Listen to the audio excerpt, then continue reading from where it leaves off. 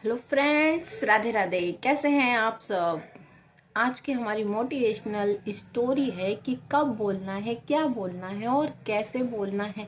नए साल में ये कला हमें सीख लेनी चाहिए ताकि आने वाले समय में हम अपनी बात को आसानी से सबके सामने कह सकें, सब हमें समझ सकें और हम सबको समझ सकें, ताकि हमारी कही गई हुई बातों से किसी का सम्मान बढ़े, अपमान ना हो और हमारी खुद की रिस्पेक्ट जो है वो दूसरों की नजरों में बढ़ जाए।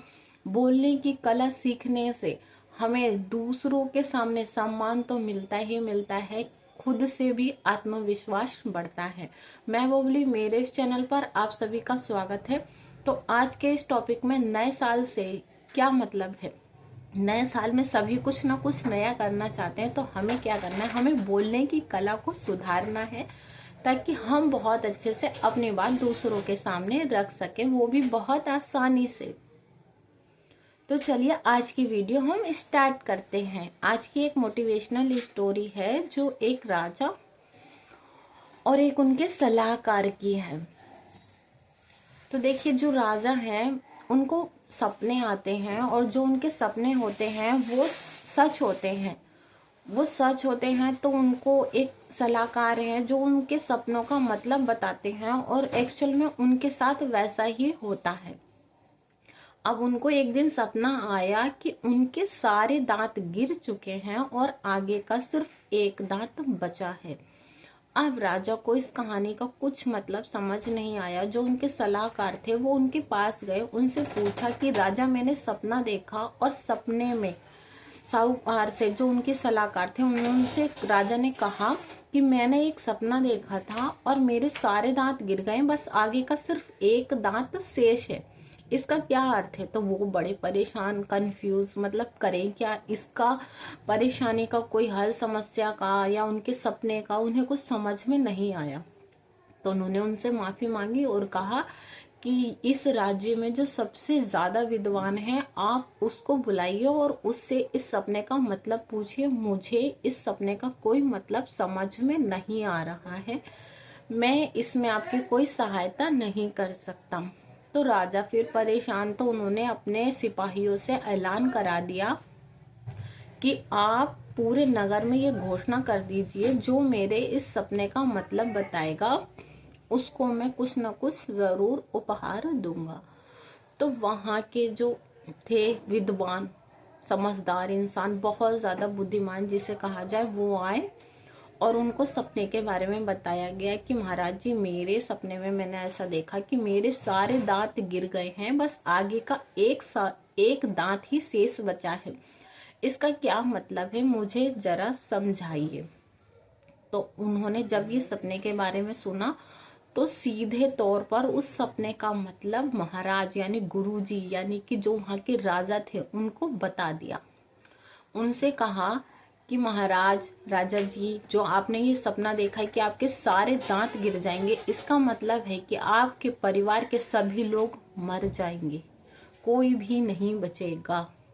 सिर्फ एक दांत शेष रहने का मतलब है कि सिर्फ आप ही जीवित बचेंगे और आप ही इस राज्य पे रहेंगे, बाकी सभी लोग खत्म हो जाएंगे।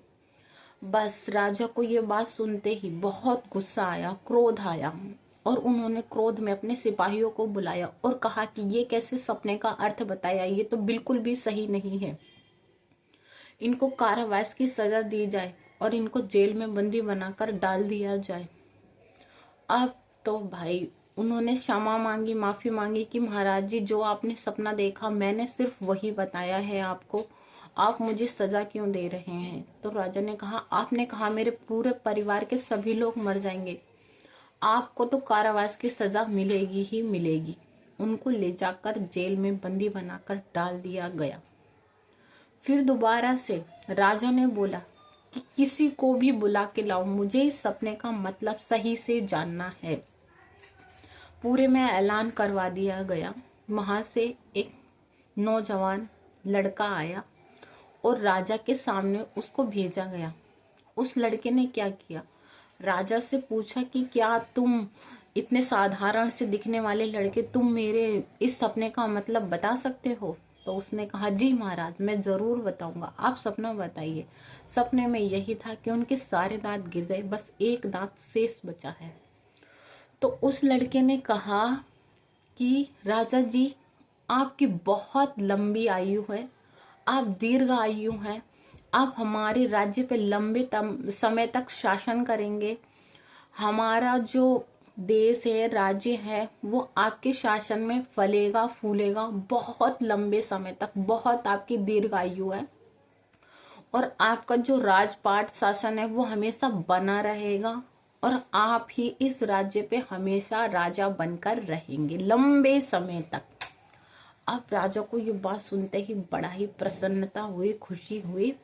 राजा ने कहा हीरे जवाहरात लाए जाए और इनको सौंप दिए जाए। इन्होंने तो बहुत ही अच्छा, मतलब मेरी प्रशंसा से करते हुए बताया है, और अब इनको ये दे दिया जाए।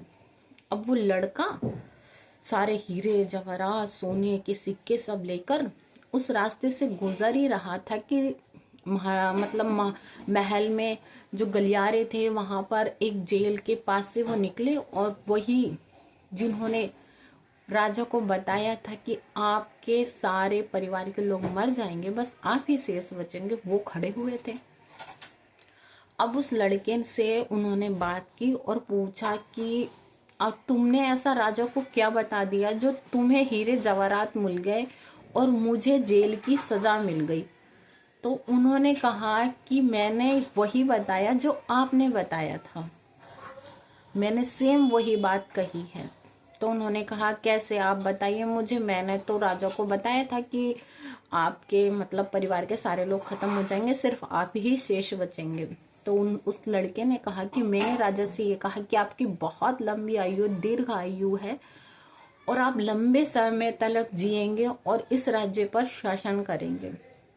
तो लड़के ने जो वहां के महंत थे जिनको जेल में डाल दिया गया था, उन्होंने कहा कि कहने का तात्पर्य तो यही है, मैंने भी लगभग ऐसा ही बताया। तो उन्होंने कहा कि आपकी बात बोलने में और मेरी बात बोलने में फर्क है, बात वही है पर बोलने का तरीका अलग अलग है।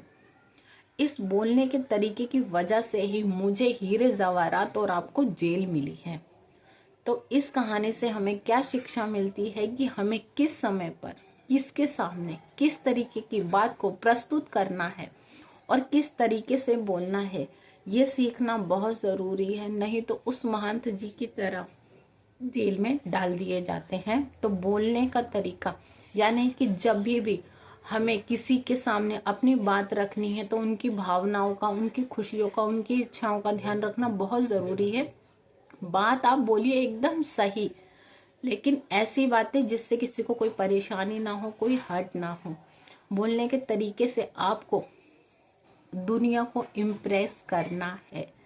ये टैलेंट आप सीख लीजिए। इस नए साल में आपकी लाइफ में बहुत ज़्यादा सुधार आएगा। आई होप आपको ये छोटी सी कहानी पसंद आई हो। पसंद आए तो वीडियो को लाइक करें, शेयर करें और चैनल को सब्सक्राइब ज़रूर करें।